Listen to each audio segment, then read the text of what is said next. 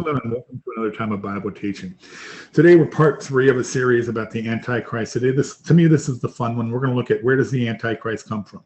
Yes, he comes from straight from the pit of hell. Yeah, that's true. But I believe Scripture tells us that there's a particular country on earth that he comes from, and we can narrow down who it might be. It's fun. Is it important? No. Does it save lives? No. Does it win people for Yeshua? No. It doesn't. In fact, we won't be here when it happens. We'll be up in heaven looking down, hopefully looking down, seeing how everything plays out. And who knows, maybe people will be making little side bets up in heaven. You know, I bet you it's this person. I bet you it's that person.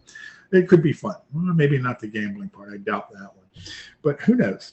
All right. So we're going to be looking primarily at Revelation 17, Revelation 13, and Daniel 7. Those are our primary texts for the day, but we're going to be going to lots of different places in the Bible. But before we move on, what I want to do is I want to say thank you. Thank you for clicking on the video. Thank you for listening. I hope you get something out of this. Believe me, I'm learning a lot doing this. I mean, I've been studying prophecy for 15 years or whatever. And it's not just, to me, it's been an active studying. But, having to be able to do a teaching and to speak, I have to understand it more. So I'm digging in, making notes, and putting it together, and how does it come out in a format or a way that you can understand what I'm saying. I've gotten positive feedback from this. I'm blown away. A little over a month. I'm not trying to brag, but it's 1,700 views, 40-something people that have subscribed to me, and I'm just blown away. My thought is this, and why I'm doing this. I feel like I'm a watchman on the wall. I see what's going on. I think the rapture is close. I need to warn people. If I don't warn people, then my fate is worse than the fate of the people in the city. And if you understand what I'm talking about a watchman on the wall, you'll get that. The other thing is people are desperate. People are seeing the world. They're starting to see something, and they know something's wrong, and they're thinking biblical prophecy. And oh my goodness, you start trying to find something on your own or reading in the Bible on your own. It gets really weird. And just looking at rapture, pre-trib, post-trib, mid-trib, a millennialist, pre-wrath, post-wrath. What else do you got? A historist. Everything was performed historically. The Petrist. I think it's a Petrist. Everything was fulfilled in 70 AD. There is no more prophecy to be fulfilled. Blech. Okay, so those things I don't like. But it's pre-trib. Scripture screams it if you actually do the study. I don't get people who do the studying and still have the things, because bottom line is how you see the rapture of the church, of those people their names are written in the book of life. How you see that in relationship to tribulation is like putting on glasses of different colors, and everything you see is colored by that. And sometimes it's hard to get away from that and just read Scripture for what it is. So, clock's ticking, running out of time. Got to have Yeshua, got to share Yeshua. I say Yeshua, that's his Hebrew name. Jesus is a Greek name. Jesus was not Greek. I also believe that everything that God said from the beginning of the Bible is still true. Does the law save anybody? Nope. Won't do it, hasn't done it, will not do it, never was. That's not the way it was. You were saved by Yeshua, whether it's Old Testament or New Testament. But if you have been saved and you love the Lord, you will follow his commands. John 14:15. Those are the commands in the Old Testament. God is the same yesterday, today, and tomorrow. And I'm going to try to stay away from that on this video. Let's have some fun here. Looking, where does this Antichrist come from? So let's start in Revelation 17. Okay. I'm going to start reading in verse 1. And one of the 7 angels who had the 7 bowls came and talked with me, saying, "Come, I will show you the judgment for the harlot."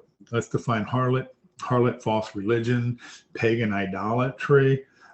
You think that, the Christ and the church, groom, and bride, husband, wife, actually back in Genesis, when there was, I think it's Genesis, where the Israel was saying, I do, will you follow this? We do.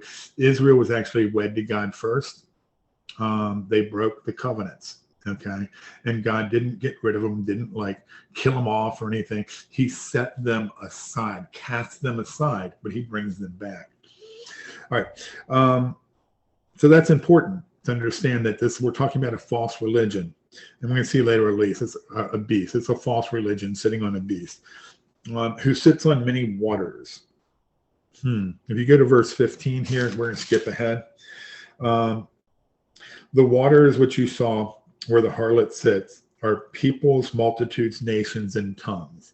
I know people say, oh, New York City that sits on many waters. Yeah, right. In 7 boroughs. But anyhow, so this harlot who sits on many waters, whom the kings of the earth committed fornication, idolatry. So she's like leading idolatry all over the world. And the inhabitants of the earth were made drunk with the wine of her fornication. So he carried me away in the spirit to the wilderness, and I saw a woman sitting on a scarlet beast, which was full of names and blasphemy, having 7 heads and 10 horns. I'll come back to that. The woman was arrayed in purple and scarlet and adorned with many gold and precious stones, and pearls, having in her hand a golden cup full of abominations and the filthiness of her fornication. And on her forehead was written, Mystery, Babylon the Great, the mother of harlots and the abominations of the earth. All right. I guess I'll finish till verse 6. And I saw the woman drunk with the blood of the saints and with the blood of the martyrs of Jesus. And when I saw her, I marveled with great amazement. Okay, so this woman, where do I start with this? Let's go with, we'll save the 7 heads and 10 horns. We'll do that first. 7 heads and 10 horns. You'll see this in several places, okay, in Revelation about this. These beasts, 7 heads, 10 horns. I believe it's in Daniel, but 7 heads and 10 horns. We'll see it. We'll be reading Daniel later. So we'll go backwards. We have it here in Revelation 17:3. We're going to see it in a little bit again in Revelation 17:7. We see it in Revelation 13:1.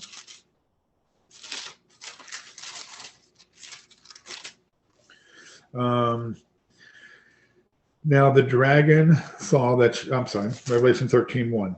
Then I stood on the sand of the sea, and I saw a beast rising up out of the sea, having 7 heads and 10 horns, and on his 10 horns were 10 crowns, and his heads a blasphemous name.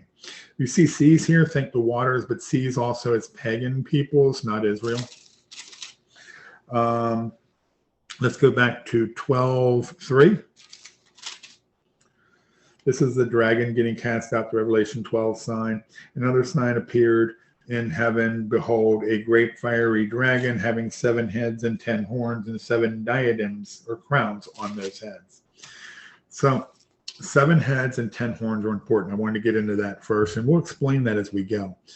So this woman has committed fornication or idolatry with all these nations of the earth, all these kings of the earth. So spreading false teaching, teaching that's could be just lawlessness, stuff that's against what God says. God says man and woman. Now the world is saying homosexual. It goes on and on and on. Abortion, whatever, all these things. Who's spreading that around the country? What nation? Anyhow. And she made the inhabitants of the earth drunk with the wine of her fornication, with the wine of her lawlessness. Go down like verse 4 again. The woman was arrayed in purple and scarlet. And purple and scarlet, keep that in your back of your head. I'm going to mention it later. And adorned with golds and precious stones and pearls, having in her hand a golden cup full of abominations and filthiness of her fornication. So all this terrible stuff that she's doing with the kings of the earth, in her hand is this golden cup. Whenever a teacher in the Bible reference a little bit of an Old Testament verse, they expect you to recognize it and go there. We don't know the Old Testament. A lot of the churches saying we don't need the Old Testament. One of the largest pastors in this thing says we need to unhinge the New Testament from the Old Testament. We don't need it anymore. Oh my goodness. Anyhow, yeah, Jesus would have words to say about that because he wrote it. Jesus wrote the Old Testament. In the beginning was the Word, and the Word was with God, and the Word was God. All right. So the golden cup. Let's go to Jeremiah 31, and we're going to read verses 7 through 9. I can't. I'm going to do this. This is silly. Whenever I hear Jeremiah, I start thinking, Jeremiah was a bullfrog. Now. I won't sing anymore. I am not a singer. My son can sing. I don't. No. Jeremiah 51, 7 through 9. If you haven't figured out, I'm not like a pastor that went through seminary school. I think a lot of times you become like the teachers, and if the teachers aren't good, you're not good in it either. I'm just a regular guy who spent time with at the feet of Jesus, and I'm just trying to share it with you. Jeremiah 51, 7 through 9. Here we go. Another page. Babylon was a golden cup. Ooh. Babylon the Great, mother of all harlots. It all starts in Babylon. Babylon, you have King Nimrod.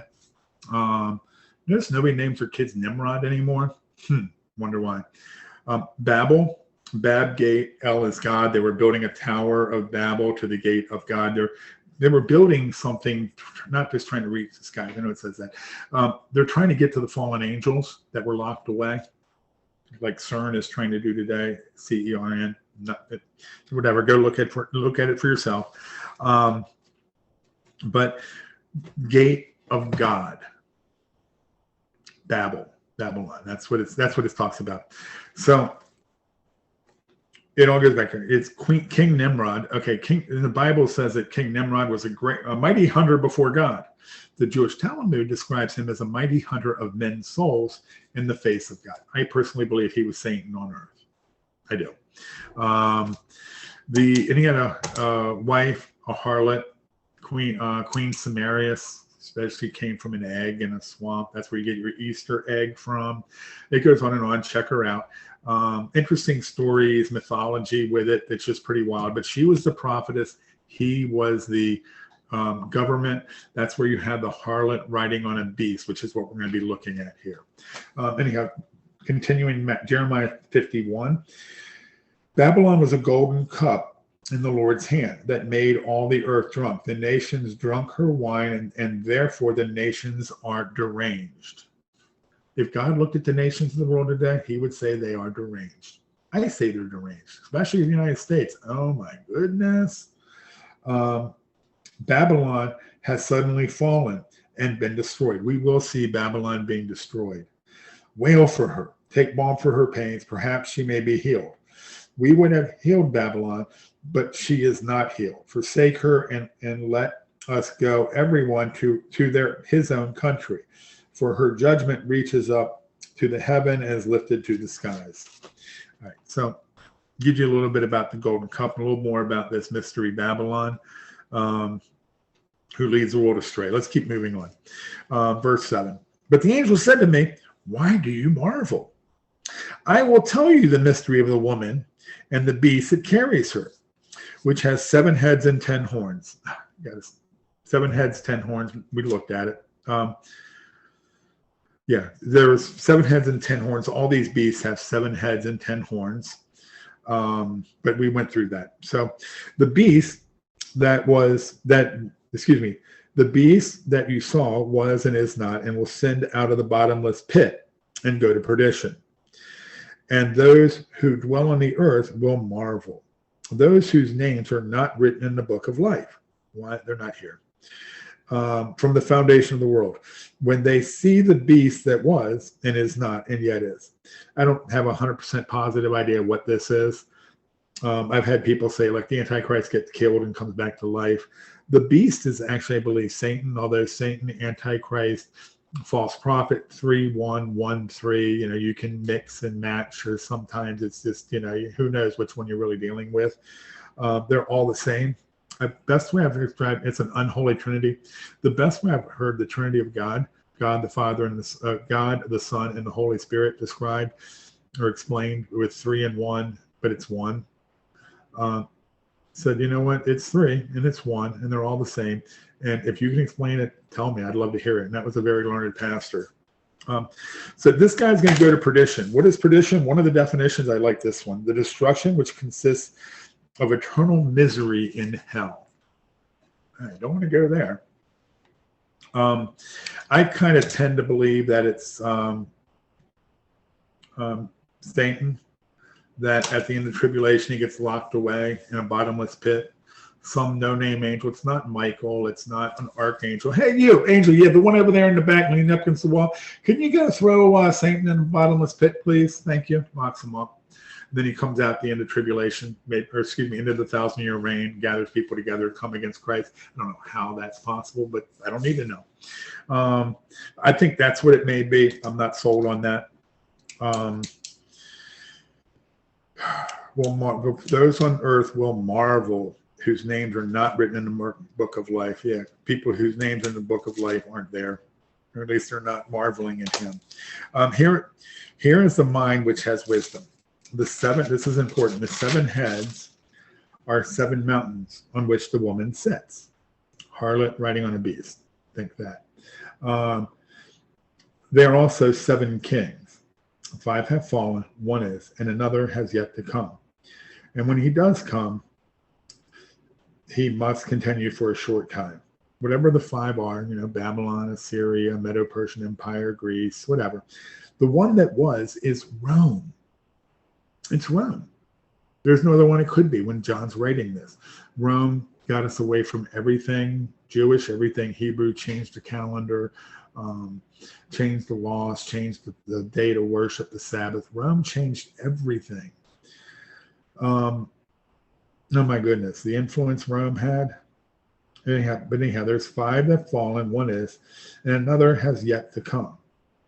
And when he comes, he must continue for a short time. So the question is, what's the next greatest kingdom on earth that's possibly has a harlot sitting on it? That's, Antichrist is sitting on, or the spirit of the Antichrist sits on, the false religion sits on.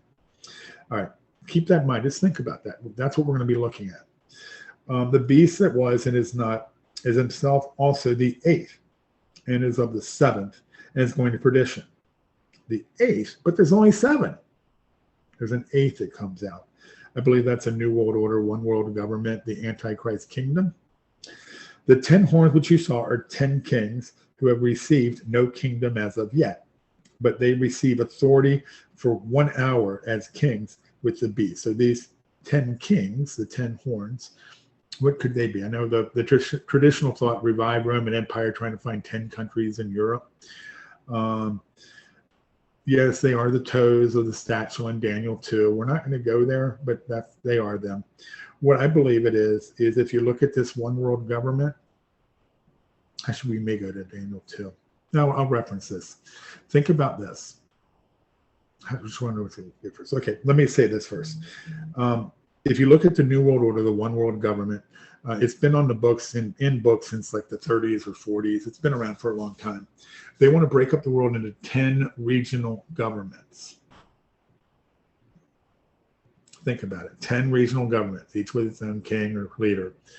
The 10 toes on that statue, I believe that's what it is. There's a rock, and you can go back and read it. I'm not going to take the time to go there. There's a rock cut without human hand. This is Dave's version. It's not a direct quote.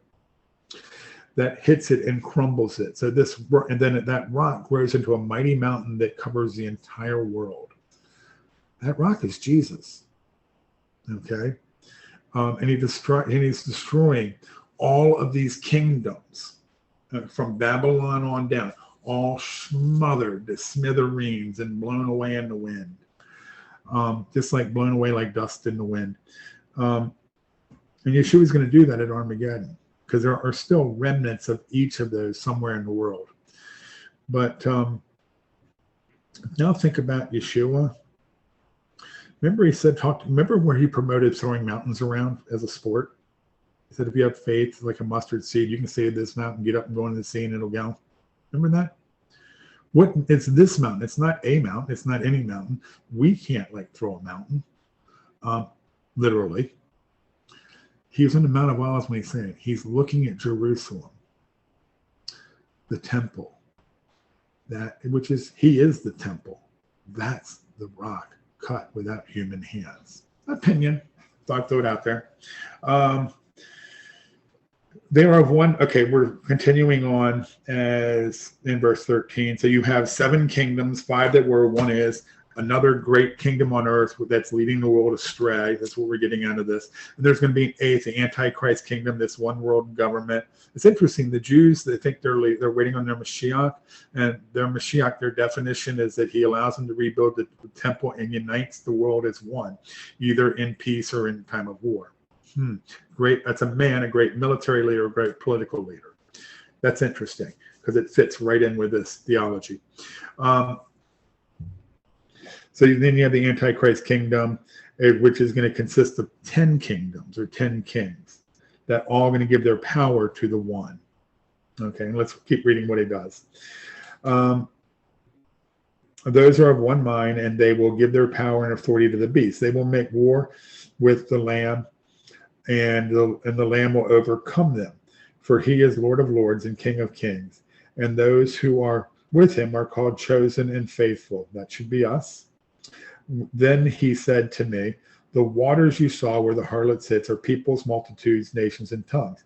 And the 10 horns which you saw in the beast, these will hate the harlot and make her desolate and naked, and eat her flesh and burn her with fire. Ugh. Fire, judgment. We see fire, judgment. For God has put it into their hearts to fulfill his purpose, to be of one mind, and to give their kingdom to the beast until the words of God are fulfilled. The words of God are fulfilled. Armageddon, the millennial kingdom set up. And the woman who you saw is that great city which reigns over the kings of the earth. So now what great city reigns over the kings of the earth? Thoughts to keep in mind. Okay. We're going to go now down to Matthew 7. I need to keep going because I could just keep talking and talking. And I mean, I see so many tangents and so many things. Oh my goodness. And I don't want this to be another a video that's so long I have to redo it and try to do it shorter. I have a couple of those.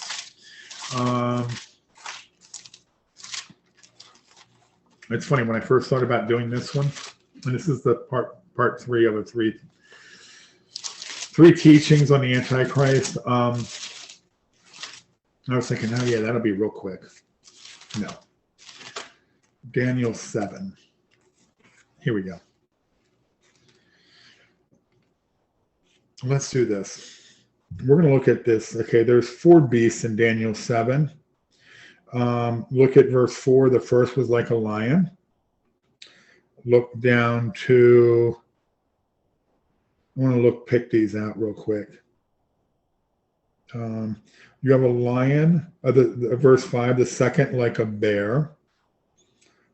And in verse 6, like a leopard. Is it a lion, a bear, and a leopard? No, it says like.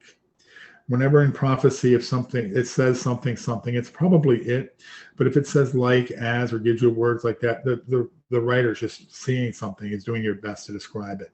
So you have a lion, a leopard, and a bear. And there's a 4th beast that is diverse from all the rest. Let's go to 23. The 4th beast shall be a 4th kingdom on the earth, which shall be different from all the other kingdoms, and shall devour the whole earth, trample it, and break it to pieces. The 10 horns are 10 kings who shall arise from this kingdom, and another shall rise after them. He shall be different from the first ones, and shall subdue 3 kings.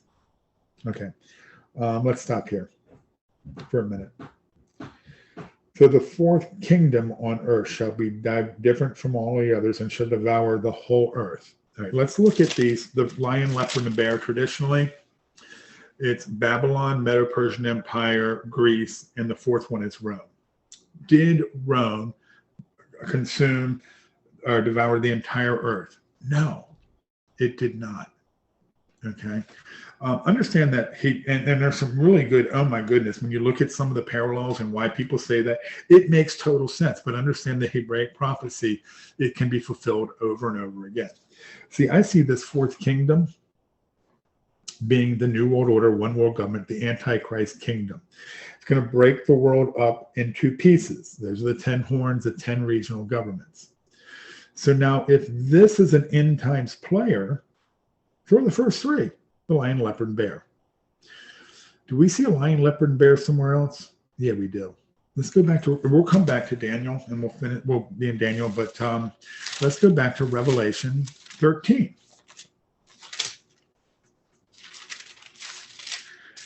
And we're not here to go through all of Revelation 13 because this is where you get the mark of the beast and discerning which beast is which and all that. I'm trying not to go into all that. I want to make this as quick as possible. But I'm looking at this first beast. Then I stood on the sand of the sea, and I saw a beast rising up out of the sea, Gentile nations, but also water peoples, having 7 heads and 10 horns. And on his horns, 10 crowns. These are the 10 kings. It's all part of one thing. And on his heads, a blasphemous name. Now the beast which I saw like a leopard, now the beast which I saw was like a leopard, his feet were like the feet of a bear, and the mouth was like a mouth of a lion. The dragon gave him his power and his throne and great authority. And then it says, I saw one of the heads was mortally wounded, and his deadly wound was healed, and the world marveled and followed the beast. Well, not good. Not good. The world follows this beast because it's just like, wow. We spoke earlier about back in the Old Testament, back in Torah talks about if somebody sees a wonder, but it's doing things that aren't godly, and it's a test from God. Yeah, God does test us, but if you test somebody, you want them to pass. Satan tempts. If you tempt somebody, you want them to fail. All right. So this beast, lion, leopard, and bear. What I see here is God's telling us these 3 beasts in Daniel are separate, or the first 3 beasts of Daniel 7 are separate, distinct beasts, countries, whatever, but they come together to form this beast here. So they are end times players, and they come together to create this Antichrist kingdom. What is, who's leading this? That would give us a big clue as to what we're looking at. Who is leading this? Obviously the dragon is controlling everything, but the lion has the mouth of a lion, the mouth speaking pompous words, the mouth's in charge. If you go down here, and it was given him, verse 5, and he was given, they worshiped the dragon, who is like the beast, who was able to make war, and he was given a mouth, speaking great things and blasphemies, and he was given authority for 42 months. That's times, half a times. Yeah, I'm making sure 3.5 years. So this comes into play midway through tribulation when Satan's thrown down, because we see Satan thrown down in Revelation 12, the dragon. All right. So what country in the world is represented by a lion that might be the biggest kingdom, one of that could be influencing the world, that Satan could be sitting on? Well, there's only one. Great Britain. Really? Yeah, Great Britain. Rome had like 5% of the world's landmass. Great Britain had 22% of the world's land masses. Actually, I went through throughout history, Great Britain at its height had more of a landmass than any other country. And based with the Virginia Covenant or Compact, we are still sort of bound to Great Britain. Australia, Canada, there's a lot of countries that are really still tied to Great Britain. Great Britain today, through the Bank of England, the Rothschilds, I know Rothschilds, Illuminati, I'm not trying to go there, but the money controls the world in so many ways. So let's go back to Daniel and take a better look at this lion and see where else we can come from. So let's go back to Daniel 7.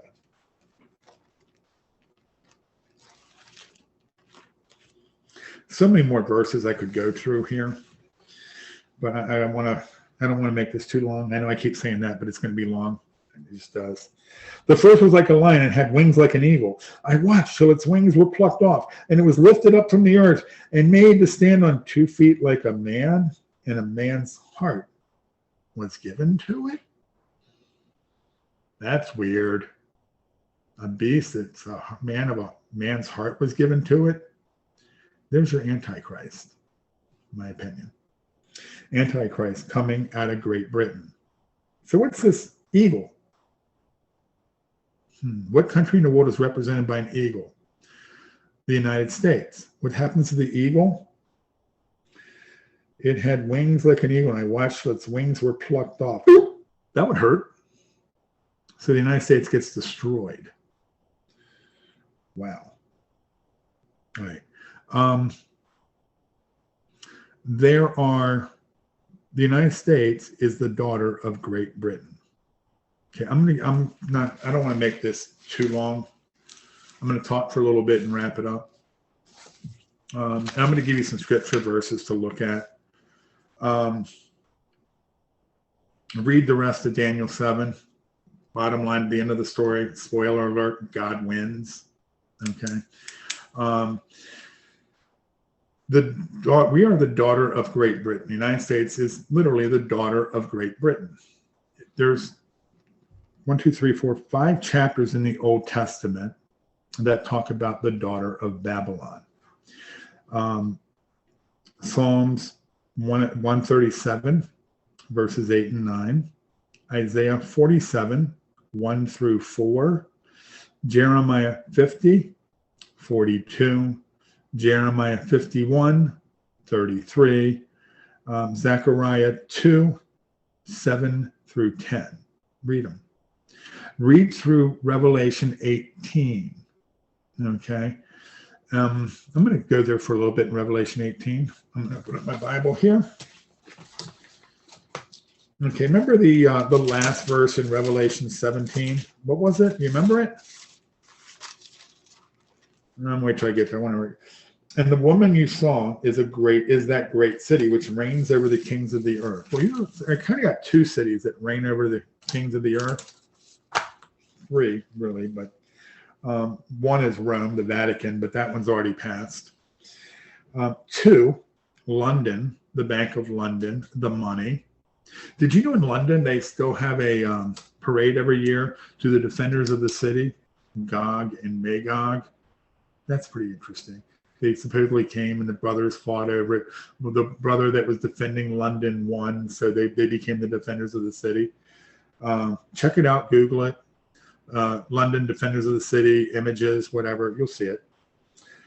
But also, start reading. Let me read it from the. After these things, I saw another angel come down from the heaven. I'm in 18, having great authority, and the earth was illuminated with his glory. And he cried mighty, the loud voice, Babylon the great is fallen, and has become a dwelling place of demons, a prison for every foul spirit, and a cage for every unclean and hated bird. Bird Satan, parable of the fig tree, the mustard tree back in Matthew 13. For all the nations have drunk the wine and the wrath of her fornication. The kings of the earth have committed fornication with her, and the merchants of the earth have become rich through her abundance of her luxury. And I heard another voice coming, come out of her, my people, lest you share in her sins, and lest you receive her plagues. For her sins have reached to the heavens. Where's the other part I want to read real quick? Read on. But all the merchants of the earth will weep and mourn over her. There's a thing where the merchants watch the smoke coming up from her. But read this part here. Starting in verse 11. And the merchants of the earth will weep and mourn over her, for no one buys their merchandise anymore.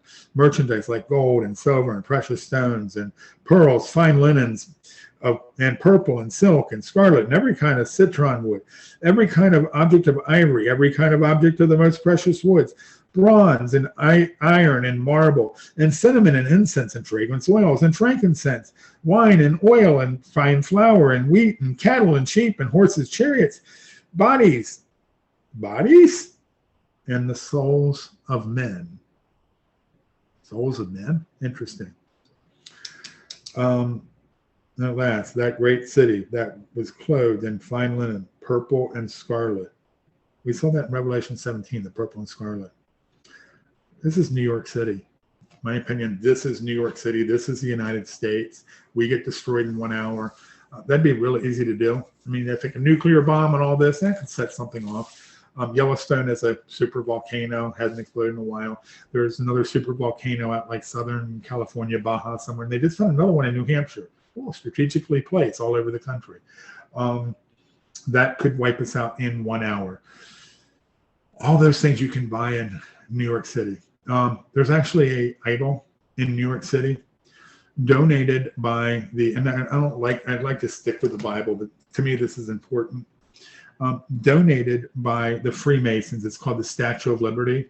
And there's your harlot standing on his Babylonian ziggurat, holding that golden cup full of infirmities.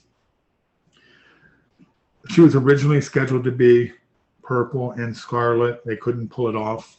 They didn't do it. That was the original plan. So if the United States is the daughter of Babylon, I'm convinced we are. Great Britain is Babylon. The Antichrist will come out of Great Britain. Am I 100% positive? 90? 92 maybe. And again, this is all fun. This is not like life or death stuff. But there's a poem. I'm going to just give you some worldly stuff. I'm thinking of by William Blake called Jerusalem. And in it he says, and I got it because Chariots of Fire, and I was researching Chariots of Fire years ago. All the ancient societies said like Chariots of Fire came down. I believe that was like the angels that came, or the Nephilim or whatever that came down as teachers. But they said we won't stop until we build the New Jerusalem in England's grassy hills. And there's a lot of weird stuff there. If I had to choose somebody, it's Prince William. He's a prince, will be eventually probably a king. Prince William has 2 bloodlines to the throne of David. He is a Jew.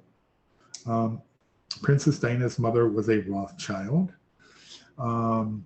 And it's also funny because I hate doing that. I keep looking up. I know how weird that looks on screen. I got to try to stop doing that. When I think I look up, I don't know why. Maybe I'm searching for guidance. If you look at his coat of arms from the first, before he was married, that beast from Revelation 13 is on it. It looks to me like it's on it. I know people who say, no, it's his father, Prince Charles. I don't know. But that's where I'm thinking, that's where I'm going with this. You think about Prince Charles, Prince William, and Harry and all this. Prince William is the guy that's been made out to be like Prince Charming. Actually, his wedding, he's Prince Charles Charming in his wedding, right out of Disney's creation. Compare the pictures. It's pretty funny. So many things about him that just lead me to think that it could be him. There's something else I wanted to say before we get off of here. Anyhow, clock's ticking, running out of time. Got to share your Yeshua. You got to have him to share them. You really do. Pass these videos, like it, follow me. God bless you, and Maranatha.